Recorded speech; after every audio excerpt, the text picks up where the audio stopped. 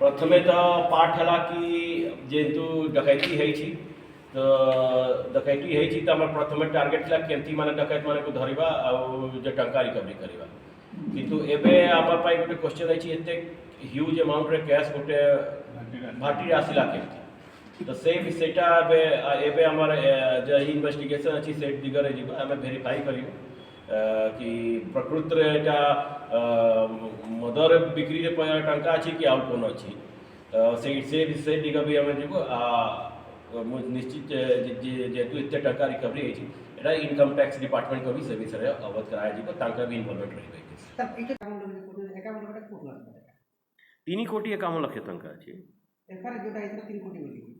नहीं नहीं से भारी निजे भी जान नहीं से प्राय 3 कोटी से माने से तांकर भी गेस थिला तांकर भी गेस थिला कि 3 कोटी अच्छी कि से माने they are also not aware कि से भी केते टंका अच्छी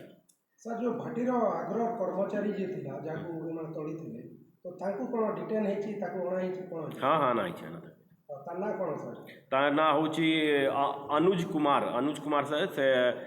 छानो पुलिस स्टेशन रांची रे अच्छा सर केते दिन तो आगु ताकू मैं वो 4-5 मास आगु माने तुमको बाहर करी थले सर अच्छा अच्छा से आगु लोको कानी के रेकी करके जाई छी माने एटा प्रथम तो